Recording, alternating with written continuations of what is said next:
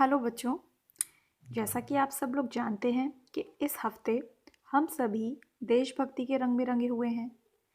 ऐसे समय में देश की विरासत के बारे में पढ़ना, देश की संस्कृति के बारे में पढ़ना, हमारे पास जो देश के द्वारा दिया हुआ गिफ्ट है उसके बारे में पढ़ना और भी इंटरेस्टिंग हो जाता है।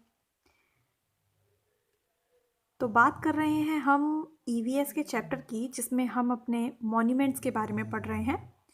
तो मॉन्यूमेंट्स जो हैं बच्चों, उसको हमने 3 पीरियड्स में डिवाइड किया हुआ है। एक हमारा एंशंट इंडिया के मॉन्यूमेंट्स, दूसरा हमारा जो मेडिवल पीरियड रहा है उसके मॉन्यूमेंट्स, और थर्ड है हमारा जो मॉडर्न इंडिया है, मॉडर्न पीरियड है, उसके मॉन्यूमेंट्स। तो एंशंट और मेडिवल के जो मॉन्यूमेंट्स हैं उनके बारे में हमने पहले ही पढ़ लिया है।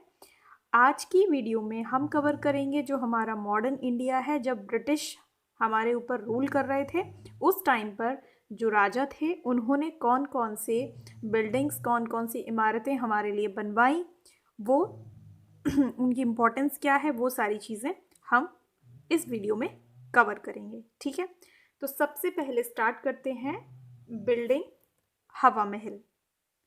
हवा महल कोई ऐसा नाम नहीं है जो आपके लिए नया होगा, आपने इसके बारे में पहले ज़रूर सुन रखा होगा। हवा महल is a beautiful historical monument which depicts the glorious Indian art and architecture। तो हवा महल कुछ ऐसा दिखाई देता है। ये पिक्चर आपने पहले देखी है, ठीक है ना? तो ये क्या है? ये एक बहुत ही सुंदर ऐतिहासिक स्मारक है विच जो डेपिक्स यानी कि प्रदर्शित करता है द ग्लोरियस इंडियन आर्ट, हमारी जो ग्लोरियस, जिस पर हमें गौरव होता है, गर्व होता है, ठीक, उस भारतीय कला पर, उस भारतीय कला को प्रदर्शित करता है और हमारे भारतीय वास्तुकला को प्रदर्शित करता है। This famous monument is in Jaipur and you would know that कि ये जो फेमस मॉन्यूमेंट है ये कहाँ पर है? ये जयपुर में है। हम याद भी करते हैं कि हवा महल कहाँ सिचुएट करता है, कहाँ सिचुएटेड है? जयपुर में सिचुएटेड है। ठीक है। Hawa Mahal is also known as palace of winds. इसको प्लेस मत पढ़िएगा, ये है पैलेस और इसका मतलब क्या होता है? महल। तो हवा महल को हम क्या कहते हैं? हवा मीन्स विंड्स और महल मीन्स पैलेस, यानी कि हवा का महल।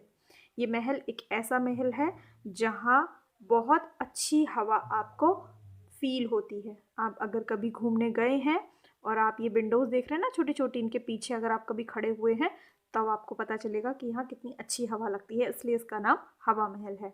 अब ऐसा क्यों है, इसको क्यों बनवाया गया, इसके पीछे की हिस्ट्री क्या है, आइए पढ़ते हैं। हवा महल वॉज कंस्ट्रक्टेड बाई राजा सवाई प्रताप सिंह। हवा महल को कंस्ट्रक्ट करवाया गया था किसके द्वारा? राजा थे सवाई प्रताप सिंह, उनके द्वारा। इन दोज डेज, उन दिनों में, this monument was basically use by the women. हाँ, ये बात आपके नोटिस करने की है कि उन दिनों में ये जो मॉन्यूमेंट है इसका बेसिकली यूज़ कौन करता था? उस टाइम की जो महिलाएं होती थी वो करती थी। अब वो क्यों करती थी उसका आगे कारण है। The women used to view parades and processions. जो महिलाएं थीं वो क्या करती थीं? व्यू यानी कि देखती थीं परेड। जैसे आप देख रहे हो कि ये हवा महल है, इसके आगे एक बहुत चौड़ी रोड है, तो इस रोड से राजा की जो सवारियां निकलती थी, जो परेड निकलती थी, जुलूस निकलते थे, यात्राएं निकलती थी, उनको देखने का शौक महिलाओं को भी था। लेकिन महिलाएं पर्दा करती थीं तो वो सबके सामने आकर उसको नहीं देख सकती थी, तो महिलाएं इन खिड़कियों में पीछे बैठ जाती थीं और वहाँ से सारी परेड देखा करती थी। तो महिलाएं परेड देख सकती थीं, लेकिन जो परेड में लोग थे वो महिलाओं को नहीं देख सकते थे। तो दोनों काम हो जाते थे, महिलाएं परेड देख भी लेती थी और उनको कोई देख भी नहीं सकता था। तो इस वजह से, इस कारण से इस हवा महल का निर्माण राजा सवाई प्रताप सिंह जी के द्वारा करवाया गया था। Parades and processions in the streets through the gallery of this monument। तो वो परेड और प्रोसेशंस यानी जुलूस देखती थी इन द स्ट्रीट्स, जो गलियों में निकलते थे, कहाँ से?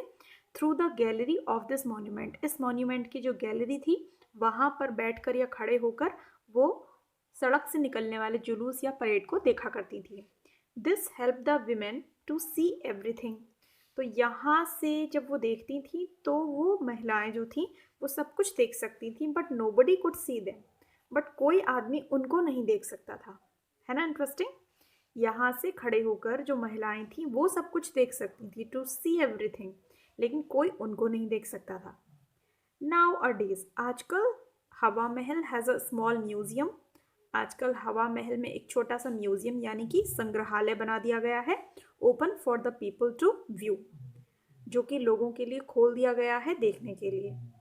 तो ये बहुत पुरानी बिल्डिंग्स हो गई, अब इनकी जो रख रखाव है, इनका जो प्रोटेक्शन है वो चलता रहता है, इनकी सुरक्षा भी की जाती है पूरी तरह से, और कोशिश की जाती है कि मरम्मत का काम ठीक तरीके से चले और ये लंबे समय तक ऐसे ही खड़ी रहें जैसे कि आज खड़ी हैं।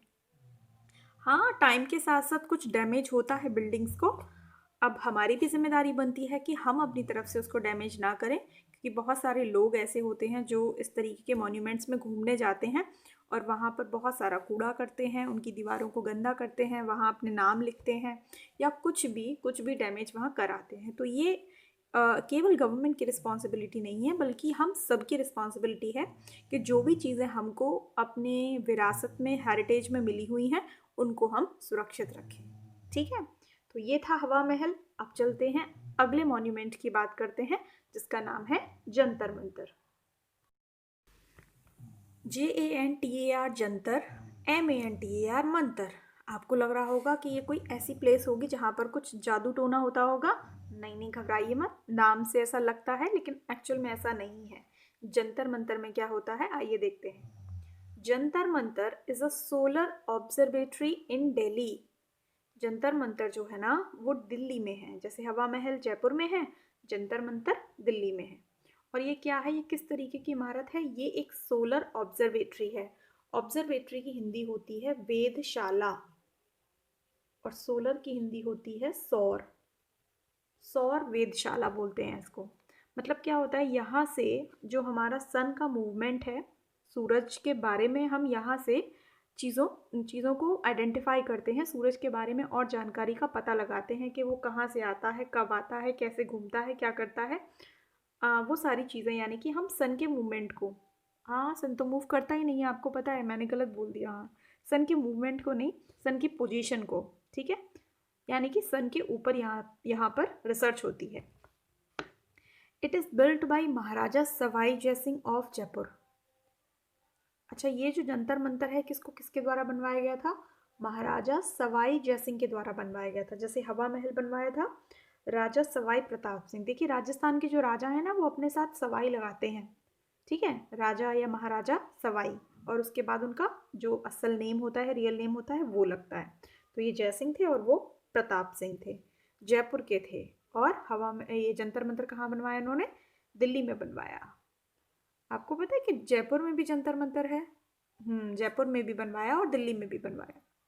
He was a great astronomer. Astronomer मतलब खगोल विज्ञानी, यानी कि जो अंतरिक्ष में जो हमारे हेवनली बॉडीज़ हैं उनको देखना, उनके बारे में सोचना, उनके बारे में जानकारी इकट्ठा करना पसंद करते हैं। तो जो महाराजा सवाई जयसिंह थे वो बहुत, उनके बारे में बोला जाता है कि वो बहुत बड़े एस्ट्रोनॉमर थे।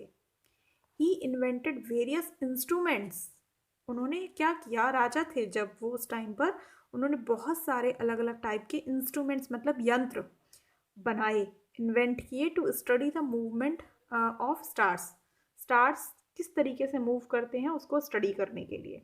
ठीक है, हालांकि वो मूव इस तरह से नहीं करते जैसे हमारी अर्थ करती है, तो टिम टिम टिम टिम करते हैं वो, आप यहाँ से देखते हैं, तो उसी को स्टडी करने के लिए। Then these instruments were built of cement, brick and marble. और देखो कितनी अजीब बात है कि उसके बाद ये जो इंस्ट्रूमेंट्स थे ये किस तरह से बनाए गए थे। मतलब आजकल तो चीज़ें मशीनरी से बनती हैं, लोहे से बनती हैं। उस टाइम पर ये इंस्ट्रूमेंट बनाए गए थे बच्चों सीमेंट से, ब्रिक से और मार्बल से। यानी कि जंतर मंतर अपने आप में एक पूरा का पूरा इंस्ट्रूमेंट है जो कि सन को स्टडी करता है। और ये किससे बना है? सीमेंट से, ब्रिक से, मार्बल से। है ना interesting? These were built in 5 cities. देखिए, जंतर मंतर जो है ना, मैंने बताया था दिल्ली में तो बनवाया, जयपुर में भी बनवाया। रिसर्च करने के लिए हर जगह बनवाना पड़ेगा ना जंतर मंतर, हर जगह से सन की पोजीशन को हमें देखना पड़ेगा। वाराणसी में भी बनवाया, उज्जैन में भी बनवाया, मथुरा में भी बनवाया. One such observatory is Jantar Mantar. तो these were built in 5 cities. 5 शहरों में जंतर मंतर बने हुए हैं. दिल्ली, जयपुर. पर दिल्ली और जयपुर 2 जगह के ज़्यादा फेमस है, वाराणसी, उज्जैन और मथुरा. ठीक. These yantra were also use to establish calendars. तो उस टाइम पर जो कैलेंडर्स बनते थे ना, उसको स्टैब्लिश करने के लिए, यानी कि उसको कैलेंडर्स को बनाने के लिए भी इन यंत्रों का प्रयोग उस टाइम पर किया जाता था. ठीक. क्योंकि हमें कैलेंडर के बारे में पूरे साल, मतलब कैलेंडर में हमें आने वाले पूरे साल के बारे में सब कुछ लिखना होता है ना, कि कौन सा त्यौहार कब पड़ेगा, कौन सी तिथि कब पड़ेगी. तो वो सारी चीज़ें हम इन्हीं जंतर मंतर में जो यंत्र लगे हुए थे उनकी मदद से निकाल कर अपना जो कैलेंडर था उसको बनाते थे. तो बहुत काम की चीज़ है. अगली बिल्डिंग की बात करते हैं. अगली बिल्डिंग का नाम है बच्चों इंडिया गेट. इंडिया गेट मतलब इंडिया का गेट. India gate is a famous historical monument situated near the Rashtrapati Bhavan in new Delhi. तो नई दिल्ली में राष्ट्रपति भवन के पास एक गेट बना हुआ है जिसका नाम है इंडिया गेट. और ये बहुत ही हिस्टोरिकल मॉन्यूमेंट है और बहुत ही फेमस मॉन्यूमेंट भी है. India gate was build in 1931. आप देख रहे हो ज़्यादा पुराना भी नहीं है. उसको 1931 में बनवाया गया था टू पे ट्रिब्यूट. ट्रिब्यूट का मतलब होता है श्रद्धांजलि. To the martyrs in wars. War मतलब युद्ध और मार्टर्स का मतलब होता है शहीद, जो बलिदानी थे, हमारे स्वतंत्रता सेनानी थे, शहीद थे. तो उनको श्रद्धांजलि देने के लिए, उनकी याद में हमने उस इंडिया गेट को 1931 में बनवाया था. और ये इंडिया गेट कुछ इस तरीके का दिखाई देता है. इंडिया गेट से राष्ट्रपति भवन तक जो सड़क जाती है उसे राजपथ कहते हैं. और गणतंत्र दिवस के दिन उसी राजपथ पर क्या होता है, बहुत सारे कल्चरल प्रोग्राम्स होते हैं. The names of many Indian soldiers who died in various different wars. अलग अलग युद्धों में जो हमारे भारतीय सैनिक मारे गए थे उन सब के नाम आर इंस्क्राइब्ड ऑन इट. आप देखेंगे तो इस इंडिया गेट पर सबके नाम क्या हैं, इंस्क्राइब किए गए हैं. इंस्क्राइब करने का मतलब उनके नामों को इस इंडिया गेट पर लिखा गया है. ठीक. तो ये उनके लिए एक प्रकार का हम सम्मान है, श्रद्धांजलि है जो उनको हम पे करते हैं. तो ये है छोटी सी चीज़ इंडिया गेट के बारे में. थोड़ी थोड़ी जानकारी है, बहुत डीप नहीं है, बट एक आउटलेयर आपको दी जा रही है जिससे कि आपको ये पता लग जाए कि हमारे पास गर्व करने के लिए, प्राउड फील करने के लिए क्या क्या है. चलते हैं बच्चों अपनी अगली बिल्डिंग पर जिसका नाम है गेटवे ऑफ इंडिया. बहुत सारे बच्चे ना अक्सर कंफ्यूज हो जाते हैं कि क्या ये एक ही है, इंडिया गेट और गेटवे ऑफ इंडिया, क्योंकि नाम तो लगभग एक जैसे ही हैं. तो लेट मी टेल यू, ये एक नहीं है. इंडिया गेट और गेटवे ऑफ इंडिया बिल्कुल एक दूसरे से डिफरेंट है और दो अलग अलग शहरों में है. इंडिया गेट न्यू दिल्ली में है और गेटवे ऑफ इंडिया मुंबई में है. Gateway of India is another famous historical monument. Gateway of India कुछ इस तरह का दिखाई देता है पानी में, और यहाँ इंडिया गेट आप देख रहे हो कुछ इस तरह का दिखाई देता है. हैं दोनों ही गेट, लेकिन दोनों का स्ट्रक्चर बिल्कुल एक दूसरे से डिफरेंट है. It is constructed on the sea coast in Mumbai. Mumbai में जो समुद्र का तट है वहाँ पर इसको बनाया गया है. And it was build by the British government. और ये किसके द्वारा बनाया गया, जो अंग्रेज सरकार थी उसके द्वारा बनवाया गया. In order to welcome the king of great Britain, king George fifth. तो ग्रेट ब्रिटेन के जो राजा थे उस टाइम पर, किंग जॉर्ज फिफ्थ, वो इंडिया आने वाले थे. तो उनको वेलकम करने के लिए, जॉर्ज फिफ्थ को वेलकम करने के लिए एक पूरा का पूरा गेटवे ऑफ इंडिया उन्होंने उस टाइम पर बिल्ड किया था, यानी कि बनवाया था. तो आज वो एक तरीके से हमारे इंडिया की पहचान बना हुआ है, क्योंकि है तो अच्छा वास्तव में. ठीक है. तो ये छोटी सी बात थी गेटवे ऑफ इंडिया के बारे में. तो ये कुछ बिल्डिंग्स जो कि मॉडर्न पीरियड्स की थी, हवा महल, जंतर मंतर, इंडिया गेट और गेटवे ऑफ इंडिया, ये 4 बिल्डिंग्स हमने पढ़ ली. इसी के साथ आपकी बिल्डिंग्स अब कंप्लीट हो जाती हैं. थोड़ा सा पोर्शन और है आपके चैप्टर का, चलिए हम उसे भी फिनिश करते हैं. देखिए, इम्पॉर्टेंस ऑफ हिस्टोरिकल मॉन्यूमेंट्स. जो भी हमारी ऐतिहासिक स्मारक हैं, बिल्डिंग्स हैं, इमारतें हैं, उनकी इम्पॉर्टेंस क्या है, उनका महत्व क्या है. All the historical monuments are of great importance. सारे के सारे हिस्टोरिकल मॉन्यूमेंट्स की बहुत ज़्यादा इम्पोर्टेंस है, क्योंकि these depict the glorious art and architecture of our country. क्योंकि ये क्या प्रदर्शित करते हैं, ये हमारे देश की गौरवशाली कला को और हमारे देश की वास्तुकला को प्रदर्शित करते हैं। These are the remains of the past, ये हमारे पास क्या है, रिमेन्स हैं, यानी कि बचे हुए अवशेष हैं जो हमने पास्ट बिताया है, जो हम चल कर आए हैं ना जहाँ से, ये हमारी यादें हैं, तो हम अपनी यादों को साथ में लेकर आए हैं। विच रिमाइंड अस, जो हमें याद दिलाते हैं अबाउट आर एंसेस्टर्स, हमारे पूर्वजों के बारे में। सोच कर देखिए, अगर ये सारे मॉन्यूमेंट्स हमारे पास ना हो तो हमको कैसे पता चलेगा कि हमने कितनी लंबी यात्रा की है। हमारे पूर्वज क्या थे, वो क्या जानते थे, हमें उन्होंने क्या सिखाया, कैसे सिखाया, हम कैसे यहाँ तक पहुँचे, ये सारी चीज़ें हमें इन्हीं के माध्यम से जानने के लिए मिलती हैं। All these monuments built with beautiful styles make our country rich. ये सारे मॉन्यूमेंट्स जो है ना, वो ऐसे ही नहीं बनवा दिए कि सोते सोते बनवा दिए।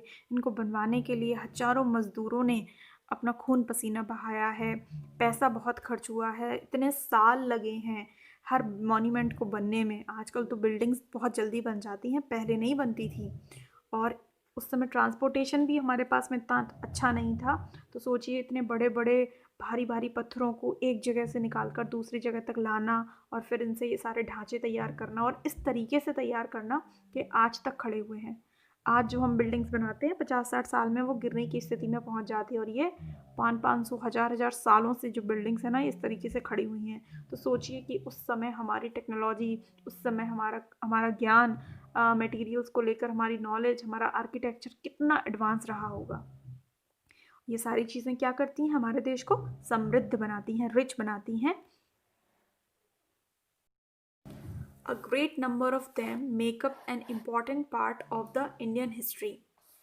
तो a great number of them यानी कि इनमें से बहुत सारी जो इमारतें हैं, make up an important part, ये हमारे देश का एक बहुत ही महत्वपूर्ण हिस्सा है। और कौन से, हमारे इंडियन हिस्ट्री का, यानी कि हमारे देश के इतिहास का एक बहुत महत्वपूर्ण हिस्सा है। हमें इतिहास किताबों में भी पढ़ने के लिए मिल जाता है, लेकिन इनको देखकर जो हमें इतिहास की समझ विकसित होती है वो कुछ अलग ही होती है। आगे चलते हैं, अगला टॉपिक है हमारा प्रोटेक्शन ऑफ हिस्टोरिकल मॉन्यूमेंट। ये बहुत ज़रूरी है, सबको पढ़ने के बाद लास्ट हमारा इसी से होना चाहिए कि ये हिस्टोरिकल मॉन्यूमेंट्स तो हैं हमारे पास, बट हमें इनको प्रिजर्व भी करना है, हमें इनको प्रोटेक्ट भी करना है। और प्रोटेक्ट करने के लिए हमें कौन कौन सी बातों का ध्यान रखना चाहिए as a citizen, as a good citizen, responsible citizen, वो क्या है। देखिए, it is the moral duty of every individual to protect these historical movements. जैसा कि मैंने आपसे पहले भी कहा था कि इन हिस्टोरिकल मूवमेंट्स को बचाना, इनको सुरक्षित रखना हर हिंदुस्तानी की मोरल ड्यूटी है, यानी कि हमारा ये मौलिक कर्तव्य है। All these monuments add beauty to our nation, क्योंकि ये सारे मॉन्यूमेंट्स क्या करते हैं, हमारे देश की ब्यूटी को बढ़ाते हैं ना। कितने सारे जो टूरिस्ट हैं वो इन मॉन्यूमेंट्स को देखने आते हैं ना, वो हमें और आपको तो देखने नहीं आते हैं, हमारे आपके घर को देखने नहीं आते हैं। वो किस लिए देखने आते हैं, किस चीज़ को देखने आते हैं, वो हमारी रिच हेरिटेज जो है ना हमारे पास, उसको देखने के लिए आते हैं। तो we should follow some measures to save, protect और प्रिजर्व देम, इसलिए हमको इनको सुरक्षित रखना है। अब इनको कैसे सुरक्षित रखना है, इसके लिए हम कुछ उपाय, कुछ तरीके निकाल सकते हैं। पहला, we should never make the places dirty around these historical monuments. जब कभी भी हम यहाँ घूमने जाएं तो हमारी कोशिश ये होनी चाहिए कि हम अपनी तरफ से वहाँ पर कोई भी डर्ट ना फैलाएं, कोई भी गंदगी ना फैलाएं। Always keep these monuments clean, अपनी तरफ से इसे हमेशा स्वच्छ रखें। Do not throw waste papers or other things here and there, यहाँ वहाँ चीज़ें ना फेंकें, खाने की चीज़ों को ना लेकर जाएं, और अगर लेकर भी जाते हैं तो अपने पास एक बिन रखें जिसमें कि आप सारा वेस्ट अपना कलेक्ट कर लें, और घर आकर या रास्ते में कहीं जहाँ पे डस्टबिन है वहाँ पर आप उसको डिस्कार्ड कर सकते हैं। गैदर ऑल द वेस्टेज, सारा वेस्ट को इकट्ठा कर लीजिए, throw them in the dustbin. सारी बातें मैं आपको बता रही हूँ, वही लिखी हैं। सेकेंड देखिए, नेवर स्पॉइल और damage the monuments by removing bricks, stone, jewels और अदर थिंग्स फ्रॉम देम। बहुत सारे लोगों की आदत होती है कि वो वहाँ चाबी से खरोंच देते हैं, ठीक है, या फिर उसकी ईंट तोड़ देते हैं, या स्टोन वहाँ से निकाल लेते हैं, तो ये स्पॉइल करना, डैमेज करना पढ़े लिखे बच्चों की तो बात नहीं होती है, ना ही पढ़े लिखे लोगों की हरकत होती है। तो ये सारी चीज़ें हमें नहीं करनी चाहिए। अगर हम कहीं पर भी घूमने जाते हैं तो ऐसा मान कर घूमने जाएं कि ये हमारी जगह है, हमें इसे सुरक्षित करना है। जैसे हम अपने घर में रहते हैं बिल्कुल उसी तरह से हमें इन मॉन्यूमेंट्स को भी देखना होता है। Never write on the walls of the monuments. बहुत सारे लोगों की हैबिट होती है कि वो अगर कहीं जाते हैं, सपोज दैट रेड फोर्ट घूमने जाते हैं, तो वो कहते हैं मैं यहाँ अपना नाम लिख दूंगा जिससे मुझे याद रहे कि मैं कभी यहाँ घूमने आया था। आप लिख सकते हो, लेकिन रेड फोर्ट की दीवार को ख़राब करने के लिए इसकी क्या ज़रूरत है? ठीक है, आपको नाम लिखना है ना, तो आप क्या करिए, आप एक पेपर लगा दीजिए अपना नाम लिख के वहाँ पर। ठीक है, बचा तो बचा, नहीं बचा तो नहीं बचा। लेकिन दीवार ख़राब करना, दीवार पे नाम लिखना, it's not a good thing. दूसरा, डू नॉट स्पिट एनीवेयर। यहाँ वहाँ थूको मत in and around the monuments में यहाँ वहाँ बहुत सारे लोग पीक मारते हैं ना, मसाला खाते हैं तो पीक मार देते हैं, पान खाते हैं तो पीक मार देते हैं, तो वो नहीं करना है। Do not let any stray animals और बर्ड्स डैमेज और स्पॉइल द मॉन्यूमेंट्स। अब आप मान लीजिए अपने पेट के साथ जाते हैं, अब आपका डॉग जाता है तो वो वहाँ पर गंदगी फैलाता है ना, या फिर वहाँ जो स्ट्रे एनिमल्स होते हैं ना, जो आउटसाइडर, जो बाहर की गली के जो जानवर होते हैं, उन्हें स्ट्रे एनिमल्स बोलते हैं, या चिड़िया हैं, इन लोगों को भी डैमेज नहीं करने देना चाहिए। If you observe them anywhere near the monuments, do them away. तो अगर आपको मिले कि ये सारी जो कुत्ते हैं, बिल्लियाँ हैं, या चिड़िया हैं, या कोई भी इस तरीके के एनिमल्स हैं जो कि वहाँ गंदगी फैला रहे हैं या वहाँ उसको ख़राब कर रहे हैं, तो आप उन्हें भगा दीजिए वहाँ से। Also we should try to reduce air pollution which is causing threat to various monuments. साथ में ये बहुत ज़रूरी है, जिससे कि ताजमहल को सबसे ज़्यादा नुकसान हो रहा है, कि एयर पोल्यूशन कम करना है। एयर पोल्यूशन से क्या हो रहा है कि जो इसकी चमक है मार्बल की, वो ख़त्म हो रही है। ताजमहल आपने सुना था ना, पूरा का पूरा वाइट मार्बल से बना हुआ है, और आगरा में है। फिरोज़ाबाद में क्या है, चूड़ियों के कारखाने हैं। ठीक है, आगरा में क्या है, आगरा में लेदर का काम बहुत ज़्यादा होता है, तो वहाँ से भी बहुत गंदा सारा का सारा जो डस्ट है वो एयर में रिलीज़ कर दी जाती है, जिसकी वजह से जो स्मोक पार्टिकल्स हैं वो सारे के सारे वॉल्स पर चिपक जाते हैं और वो मार्बल को ख़राब कर रहे हैं, उसको डैमेज कर रहे हैं। तो ये सारी चीज़ों का हमें ध्यान रखना है, जिससे कि हम अपने मॉन्यूमेंट्स को सुरक्षित कर सकें। Thus we should follow all these measures to protect our historical monuments. तो हमें अपने ऐतिहासिक मॉन्यूमेंट्स को प्रोटेक्ट करने के लिए इन सारे मेजर्स को फॉलो करना है। एंड हेंस, और तभी our future generations will also be able to view them. हमारी जो आने वाली जनरेशन है ना, वो भी तो देखना चाहती हैं ये, क्या केवल हम ही देखना चाहते थे? हमारे बाद जो लोग आएंगे, जो दूसरे लोग पैदा होंगे, हमें उनके लिए भी तो उनको सुरक्षित करके रखना है। तो हमारी रिस्पॉन्सिबिलिटी ऐसी कंडीशन में बढ़ जाती है। ठीक है, तो आप सभी मुझसे प्रॉमिस कीजिए कि अब से हम किसी भी मॉन्यूमेंट को ख़राब नहीं करेंगे। ठीक है,